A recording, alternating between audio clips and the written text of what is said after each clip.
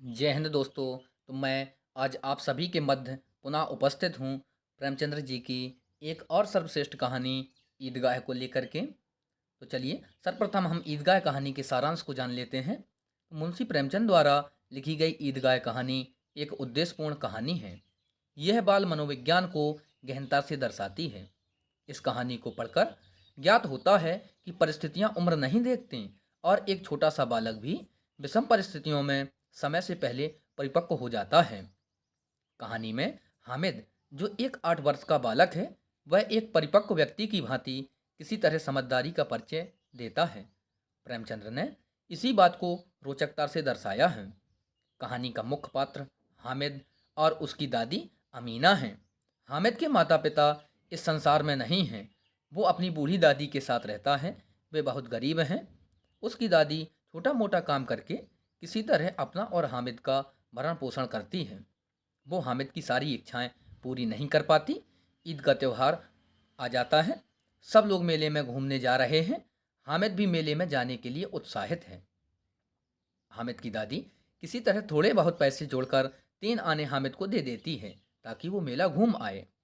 हामिद अन्य बच्चों के साथ मेला जाता है। यहाँ सब बच्चे अपने माँ बाप द्वारा दिए पैसों से खिलौने, मिठाई आदि खरीदते हैं, लेकिन अपने मन पर नियंत्रण कर ये सब नहीं खरीदता है। हामिद अपने मन पर नियंत्रण कर ये सब नहीं खरीदता है। वह मेले में एक ज़रूरी चीज़ लेता है। वह ज़रूरी चीज़ है रसोई घर में काम आने वाला चिमटा अर्थात चमीटा। हामिद देखता था कि कैसे उसकी दादी के हाथ रोटी बनाते समय जल जाते थे, क्योंकि उसके पास चिमटा नहीं था। हामिद को अपनी बूढ़ी दादी का यह कष्ट बराबर याद रहा और उसने अपनी इच्छाओं को तिलांजलि देते हुए अपनी बूढ़ी दादी के लिए एक उपयोगी वस्तु खरीदी। तो इस प्रकार से वो एक उपयोगी वस्तु अर्थात चिमटा को खरीद लेता है हामिद। यह कहानी हामिद की मात्र 8 वर्ष की आयु में परिपक्वता को दर्शाती है। उसके अंदर की संवेदनशीलता को दर्शाती है। इसका कारण यह था कि समय और निर्धनता ने हामिद को अपनी उम्र के बच्चों से ज़्यादा समझदार बना दिया था। वो समय से पहले ही परिपक्व हो चुका था, संवेदनशील बन चुका था। हामिद के बाल मनोविज्ञान और संवेदनशीलता को सार्थक रूप से प्रस्तुत करने में लेखक प्रेमचंद जी पूरी तरह से सफल भी रहे हैं। तो चलिए अब हम कहानी को देखते हैं, इसके कथानक को। मतलब लिखा है, रमजान के पूरे 30 रोज़ों के बाद आज ईद आई है। कितना मनोहर, कितना सुहावना प्रभात है। वृक्षों पर कुछ अजीब हरियाली है। खेतों में कुछ अजीब रौनक है। आसमान पर कुछ अजीब लालिमा है। आज का सूर्य देखो कितना प्यारा, कितना शीतल है, मानो संसार को ईद की बधाई दे रहा है। गांव में कितनी हलचल है। ईदगाह जाने की तैयारियां हो रही हैं। किसी के कुर्ते में बटन नहीं है। पड़ोस के घर से सुई तागा लेने दौड़ा जा रहा है। किसी के जूते कड़े हो गए हैं। उनमें तेल डालने के लिए तेली के घर पर भागा जाता है। जल्दी जल्दी बैलों को सानी दे दें, ईदगाह से लौटते लौटते दोपहर हो जाएगी। 3 कोस का पैदल रास्ता, फिर सैकड़ों आदमियों से मिलना भेंटना। दोपहर के पहले लौटना असंभव है। लड़के सबसे ज़्यादा प्रसन्न हैं। किसी ने एक रोज़ा रखा है, वह भी दोपहर तक। किसी ने वह भी नहीं, लेकिन ईदगाह जाने की खुशी उनके हिस्से की चीज़ है। रोजे बड़े बूढ़ों के लिए होंगे, उनके लिए तो ईद है। रोज़ ईद का नाम रटते थे, आज वह आ गई। अब जल्दी पड़ी है कि लोग ईदगाह क्यों नहीं चलते। इन्हें गृहस्थी की चिंताओं से क्या प्रयोजन। सिवैयों के लिए दूध और शक्कर में है। लिखा कि शक्कर घर में है या नहीं, इनकी बला से ये तो सिवैयाँ खाएंगे। वह क्या जाने कि अब्बा जान क्यों बदहवास चौधरी आयम अली, लिखा कि चौधरी कायम अली के घर दौड़े जा रहे हैं। उन्हें क्या खबर कि चौधरी आज आंखें बदल लें तो यह सारी ईद मुहर्रम हो जाए। उनकी जेबों में तो कुबेर का धन भरा हुआ है। बार बार जेब से अपना खजाना निकाल कर गिनते हैं और खुश होकर फिर रख लेते हैं। महमूद गिनता है, 1 2 10 12। उसके पास 12 पैसे हैं। मोहसिन के पास 1 2 3 8 9 15 पैसे हैं। इन्हीं अनगिनती पैसों में अनगिनती चीज़ें लाएंगे, खिलौने, मिठाइयाँ, बिगुल, गेंद और ना जाने क्या क्या। और सबसे ज़्यादा प्रसन्न है हामिद। वह 4 5 साल का गरीब सूरत दुबला पतला लड़का, जिसका बाप गत वर्ष हैजे की भेंट हो गया था अर्थात जिसके पिता की हैजे के कारण मृत्यु हो गई थी। माँ ना जाने क्यों पीली होती होती एक दिन मर गई, अर्थात बुढ़ापे में मर गई। किसी को पता ना चला क्या बीमारी है, कहती भी तो कौन सुनने वाला था। दिल पर जो कुछ बीतती थी वह दिल में ही सहती थी, और जब ना सहा गया तो संसार से विदा हो गई। अब हामिद अपनी बूढ़ी दादी अमीना की गोद में सोता है और उतना ही प्रसन्न है। उसके अब्बा जान रुपए कमाने गए हैं, बहुत सी थैलियाँ लेकर आएंगे। अम्मी जान अल्लाह मियाँ के घर से उसके लिए बड़ी अच्छी अच्छी चीज़ें लानी गई हैं, इसीलिए हामिद प्रसन्न है। आशा तो बड़ी चीज़ है, और फिर बच्चों की आशा, उसकी बात ही अलग है। उनकी कल्पना तो राई का पर्वत बना लेती है। हामिद के पाँव में जूते नहीं हैं, सिर पर एक पुरानी धुरानी टोपी है जिसका गोटा काला पड़ गया है, फिर भी वह प्रसन्न है। जब उसके अब्बा जान थैलियाँ और अम्मी जान नियामतें लेकर आएंगी तो वह दिल के अरमान निकाल लेगा। तब देखेगा महमूद, मोहसिन, नूसे और सम्मी कहाँ से उतने पैसे निकालेंगे। अभागन अमीना अपनी कोठरी में बैठी रो रही है। आज ईद का दिन है और उसके घर में दाना नहीं। आज आबिद होता तो क्या इसी तरह ईद आती और चली जाती। इस अंधकार और निराशा में वह डूबी जा रही थी। किसने बुलाया था इस निगोड़ी ईद को? इस घर में उसका काम नहीं, लेकिन हामिद, उसे किसी के मरने जीने से क्या मतलब। उसके अंदर प्रकाश है, बाहर आशा। विपत्ति अपना सारा दलदल लेकर आए, हामिद की आनंद भरी चितवन उसका विध्वंस कर देगी। हामिद भीतर जाकर दादी से कहता है, तुम डरना नहीं अम्मा, मैं सबसे पहले आऊँगा, बिल्कुल ना डरना। अमीना का दिल कचोट रहा है। गांव के बच्चे अपने अपने माँ बाप के साथ जा रहे हैं। हामिद का बाप अमीना के सिवा और कौन? उसे कैसे अकेले मेले जाने दे? उस भीड़ भाड़ से बच्चा कहीं खो जाए तो क्या हो। नहीं, अमीना उसे यूं ना जाने देगी।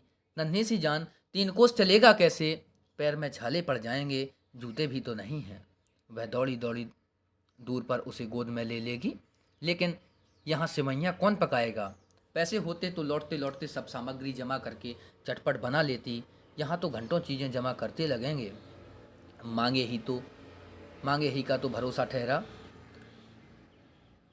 उस दिन फहीमन के कपड़े सिए थे, 8 आने पैसे मिले थे। उस अठन्नी को ईमान की तरह बचाती चली आती थी इसी ईद के लिए। लेकिन कल ग्वालन सिर पर सवार हो गई तो क्या करती? अर्थात उसको दे दिए होंगे। हामिद के लिए कुछ नहीं है तो 2 पैसे का दूध तो चाहिए। अब तो कुल 2 आने पैसे बच रहे हैं, 3 पैसे हामिद की जेब में, 5 अमीना की बटुए में। यही तो बिसात है और ईद का त्यौहार। अल्लाह ही बेड़ा पार लगाए। धोबन और नाइन और मेहतारनी को चुड़ियारिन सभी तो आएंगी। सभी को सिमैया चाहिए और थोड़ा किसी को आँखों नहीं लगता। किस किस से मुँह चुराएगी, और मुँह क्यों चुराए? साल भर का त्यौहार है। ज़िंदगी खैरियत से रहे, उनकी तकदीर भी तो उसी के साथ है। बच्चों को खुदा सलामत रखे, ये दिन भी कट जाएंगे।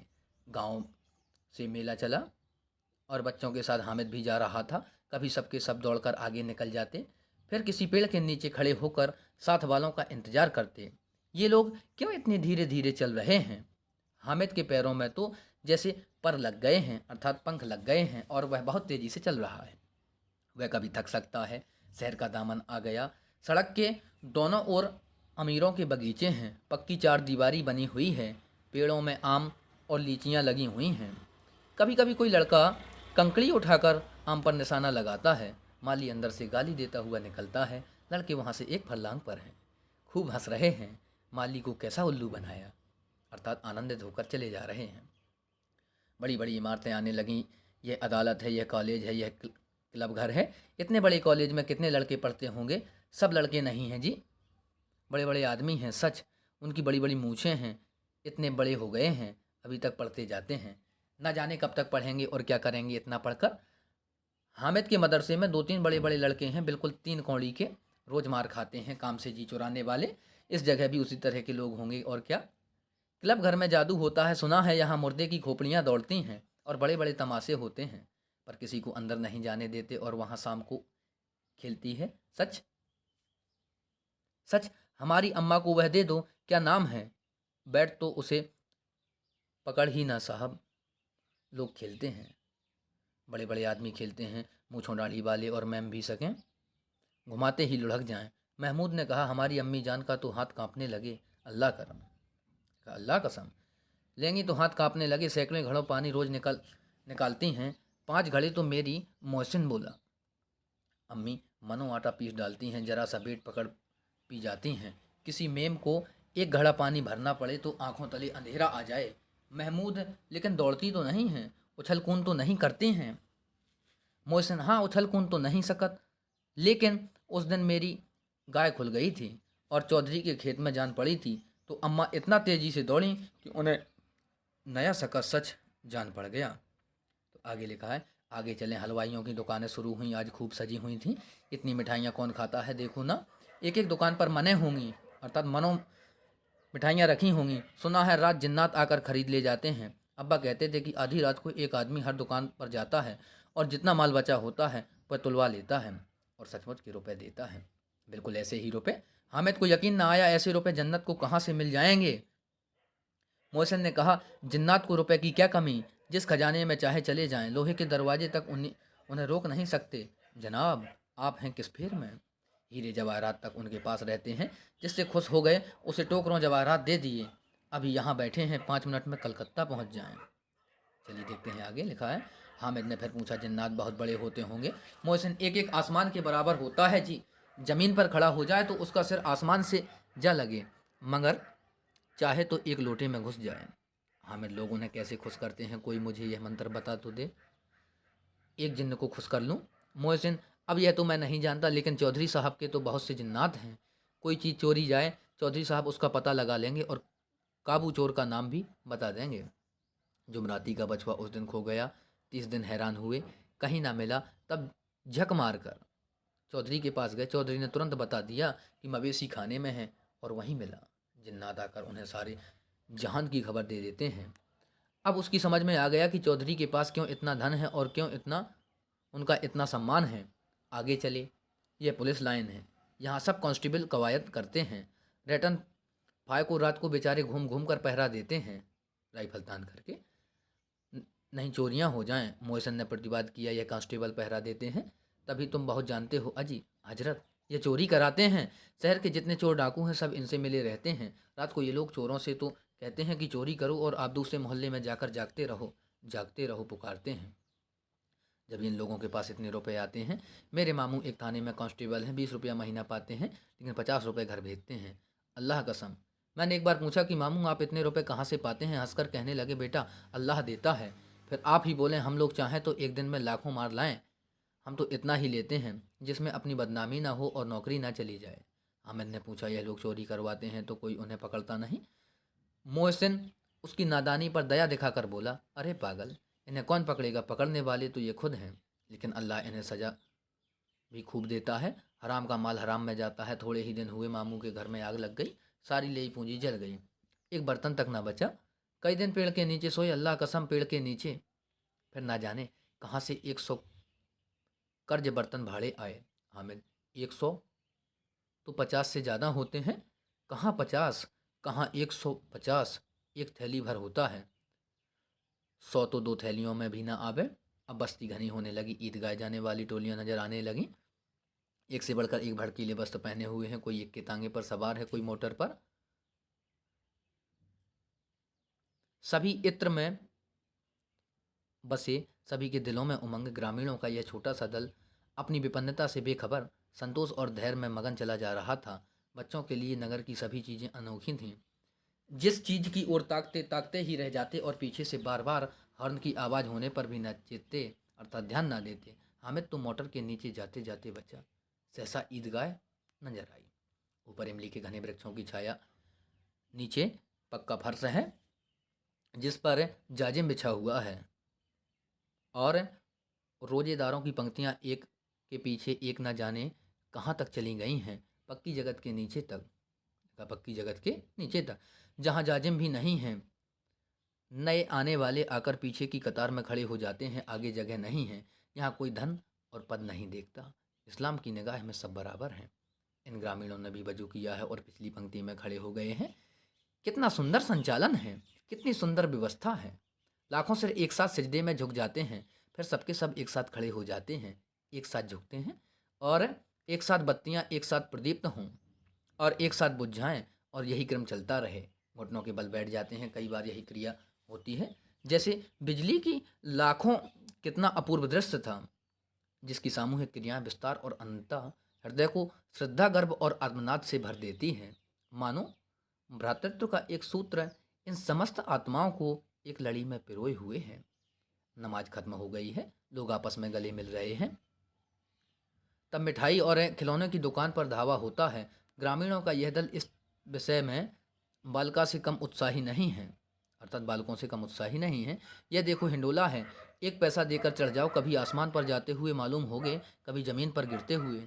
यह चखी है, लकड़ी के हाथी अर्थात झूले हैं, घोड़े ऊंट और छड़ों से लटके हुए हैं। एक पैसा देकर बैठ जाओ और 25 चक्करों का मजा लो। महमूद और मोहसिन और नूसे और समी इन घोड़ों और ऊँटों पर बैठते हैं। हामिद दूर खड़ा है। 3 ही पैसे तो उसके पास हैं। अपने कोष का 1/3 जरा सा चक्कर खाने के लिए नहीं दे सकता। सब चरखियों से उतरते हैं, अब खिलौने लेंगे। इधर दुकान की कतार लगी हुई है, तरह तरह के खिलौने हैं। सिपाही और गुजरिया, राजा और वकील, भिस्ती और धोबन और साधु, वाह कितने सुंदर खिलौने हैं। अब बोला ही चाहते हैं, अब बोलना ही चाहते हैं। महमूद सिपाही लेता है, खाकी वर्दी और लाल है पगड़ी वाला, कंधे पर बंदूक रखे हुए मालूम होता है, अभी कवायद किए चला आ रहा है। मोहसिन को भिस्ती पसंद आया, कमर झुकी हुई है, ऊपर मशक रखे हुए हैं, मशक का मुँह एक हाथ से पकड़े हुए है, कितना प्रसन्न है।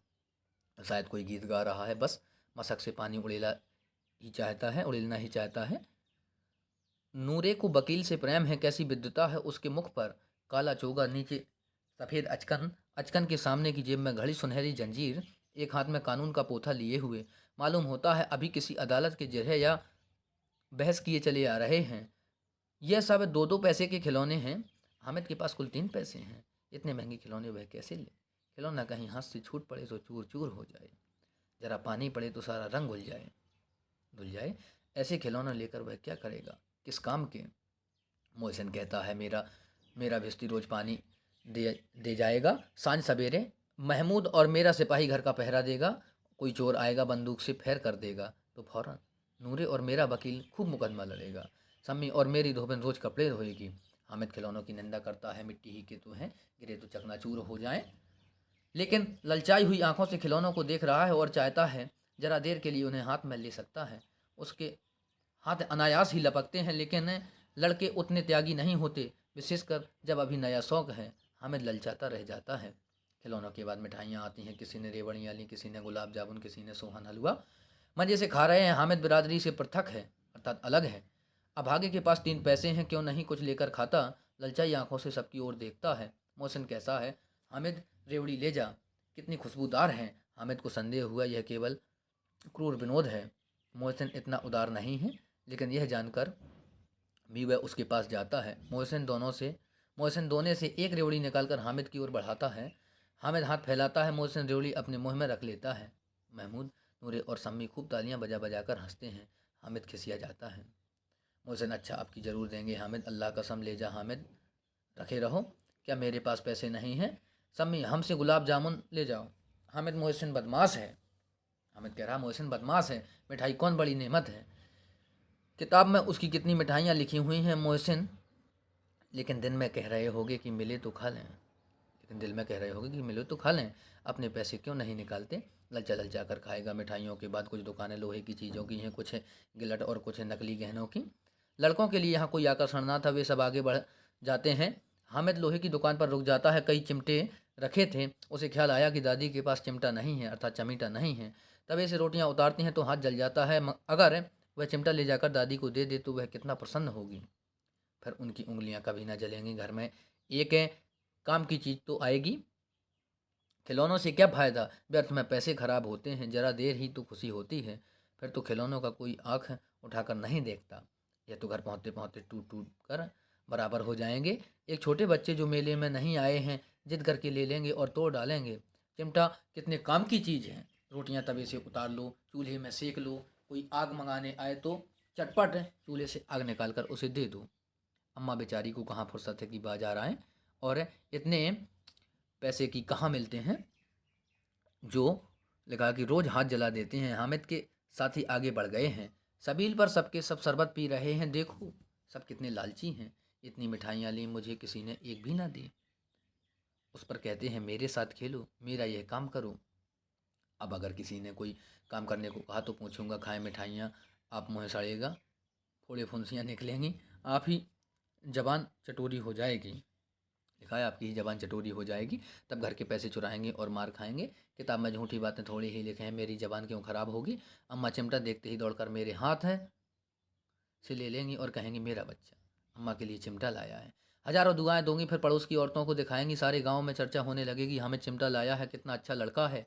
इन लोगों ने खिलौनों पर कौन इन्हें दुआएं देगा। बड़ों की दुआएं सीधे अल्लाह के दरबार में पहुंचती हैं और तुरंत सुनी जाती हैं।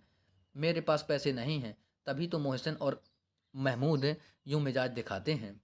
मैं भी इनसे मिजाज दिखाऊंगा, मेरे खिलौने और खाएं मिठाइयाँ।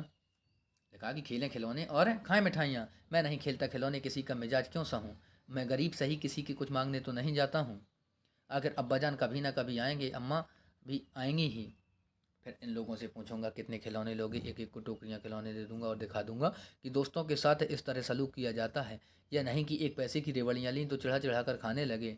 सब के सब हंसेंगे कि हामिद ने चिमटा लिया है, हंसें मेरी बला से।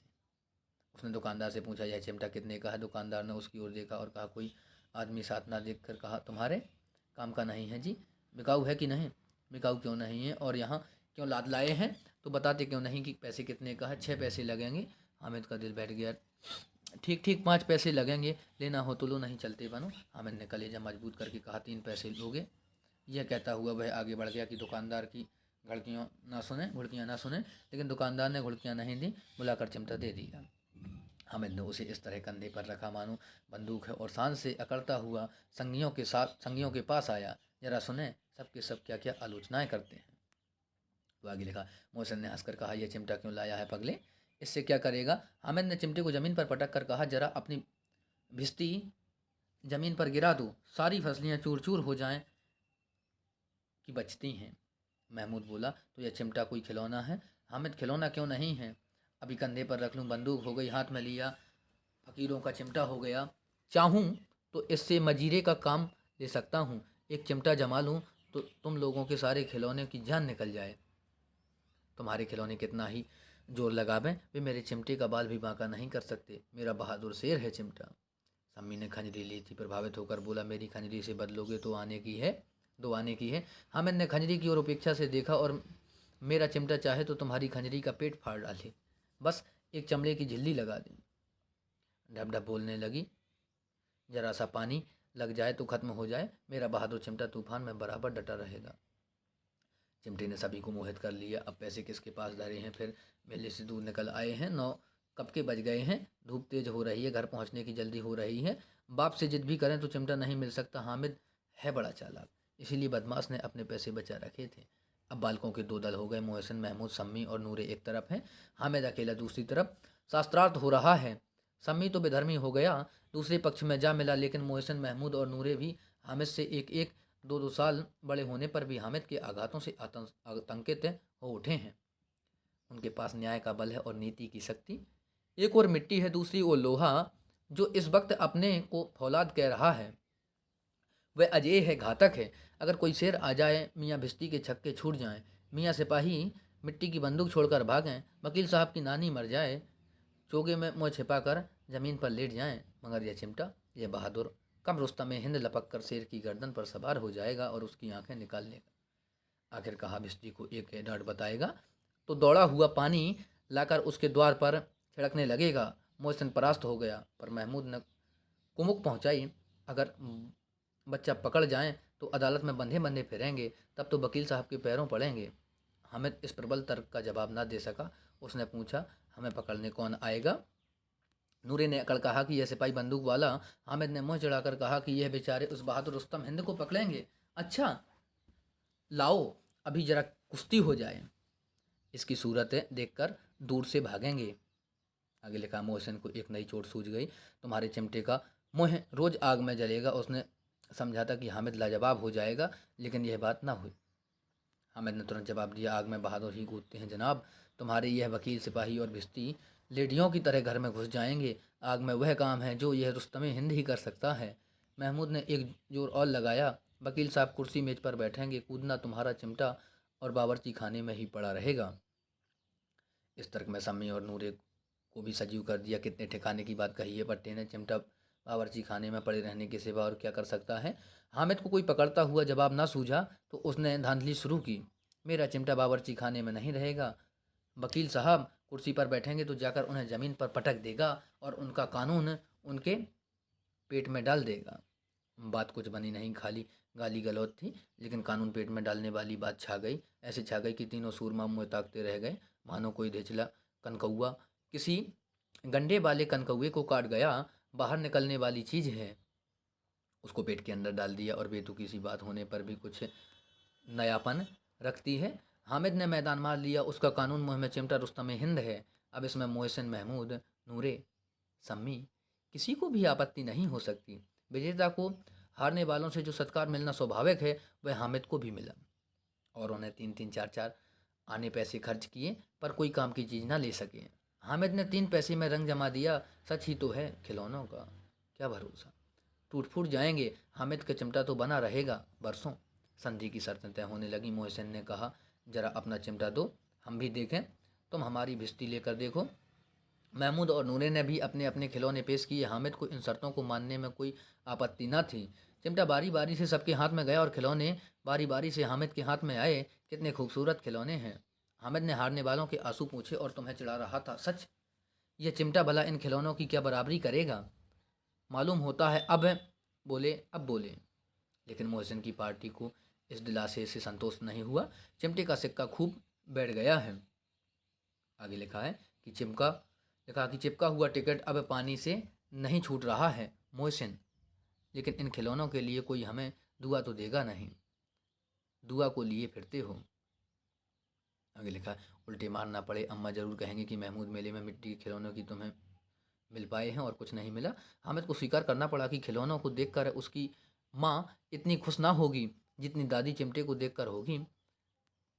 3 पैसों ही में तो उसे सब कुछ करना था और उन पैसों के उपयोग के पछतावे की बिल्कुल ज़रूरत ना थी। फिर अब तो चिमटा रुस्तम हिंद है और सभी खिलौनों का बादशाह है। रास्ते में महमूद को भूख लगी। उसके बाप ने केले खाने को दिए। महमूद ने केवल हामिद को साझी बनाया, अर्थात साझेदार बनाया। उसके अन्य मित्र मुँह ताकते रह गए। यह उस चिमटे का प्रसाद था। 11 बजे सारे बाजार में हलचल मच गई। मेवे वाले आ गए। मोहसिन की छोटी बहन ने दौड़कर भिश्ती उसके हाथ से छीन लिया और मारी खुशी की उछली तो मियाँ भिश्ती नीचे आ रहे और सुल्लोक से धारे। इस पर भाई बहन में खूब मारपीट हुई, दोनों खूब रोए। उनकी अम्मा यह शोर सुनकर बिगड़ी और दोनों को ऊपर 2-2 चांटे और लगा दी। मियाँ नूरे ने वकील का अंत उनके प्रतिष्ठानुकूल सबसे ज़्यादा गौरवमय हुआ। वकील ज़मीन पर या ताक पर तो नहीं बैठ सकता, उनकी मर्यादा का विचार तो करना ही होगा। दीवार में 2 खूंटियाँ गाड़ी गईं, उन पर लकड़ी का एक पटरा रखा गया। नजरे पर कागज का कालीन बिछाया गया। वकील साहब राजा भोज की भांति सिंहासन पर विराजे। नूरे ने उन्हें पंखा झलना शुरू किया। अदालत में खस की टट्टियाँ और बिजली के पंखे रहते हैं, क्या यहाँ मामूली पंखा भी ना हो? कानून की गर्मी दिमाग पर चढ़ जाएगी कि नहीं? बांस का पंखा आया। नूरे हवा करने लगा। मालूम नहीं पंखे की हवा से या पंखे की चोट से वकील साहब स्वर्गलोक से मृत्युलोक में आ रहे और उनका माटी का चूल्हा माटी में मिल गया। फिर बड़े जोर शोर से मातम हुआ और वकील साहब की अस्थि घूरे में डाल दी गई। अब रहा महमूद का सिपाही। उसे चटपट गांव का पहरा देने का चार्ज मिल गया। लेकिन पुलिस का सिपाही कोई साधारण व्यक्ति तो नहीं जो अपने पैरों चले, वह पालकी पर चलेगा। एक टोकरी आई, उसमें कुछ लाल रंग के पुराने फटे चिथड़े बिछाए गए जिसमें सिपाही साहब आराम से लेटे। नूरे ने कहा, यह टोकरी उठाई और अपने द्वार का चक्कर लगाने लगा। उनके दोनों छोटे भाई सिपाही की तरफ से छोने वाले जागते लहो पुकारते चलते हैं, मगर रात तो अंधेरी ही होनी चाहिए। नूरे को ठोकर लग जाती है। टोकरी उसके हाथ से गिर जाती है और मियाँ सिपाही अपनी बंदूक लिए ज़मीन पर आ जाते हैं और उनकी एक टांग में विकार आ जाता है। महमूद को आज ज्ञात हुआ कि वह अन्य डॉक्टर है। देखा कि वह अन्य डॉक्टर है। उसको ऐसा मरहम मिल गया जिससे वह टूटी टांग को आनंद फानंद जोड़ सकता है। केवल गूलर का दूध चाहिए। गूलर का दूध आता है, टांग जोड़ दी जाती है, लेकिन सिपाही को ज्यों ही खड़ा किया जाता है टांग जवाब दे देती है, अर्थात फिर टूट जाती है। शल्य क्रिया असफल हो जाती है, तब उसकी दूसरी टांग भी तोड़ दी जाती है।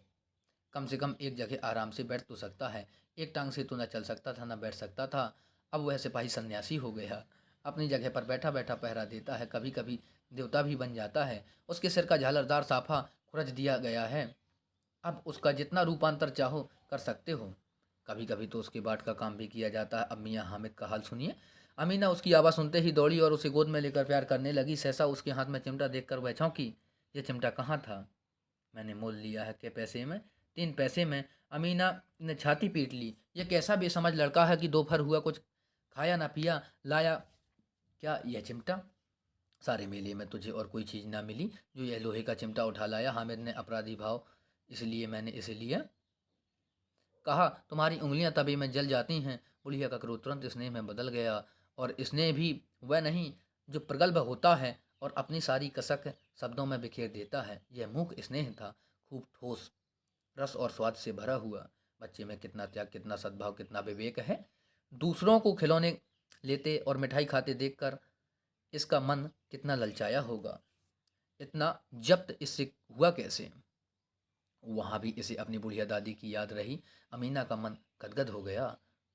और अब एक बड़ी विचित्र बात हुई। हामिद ने इस चिमटे से भी विचित्र बच्चे हामिद ने बूढ़े हामिद को पाठ खेला था।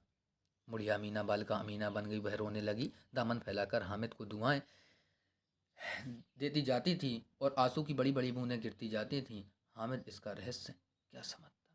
तो मित्रों, इस प्रकार से ईदगाह कहानी का अंत होता है। किस प्रकार से एक छोटे से बालक ने अपने त्याग को दर्शाया और वह परिस्थितियों अर्थात अपनी निर्धनता के कारण किस प्रकार से समय से पहले ही परिपक्व हो जाता है।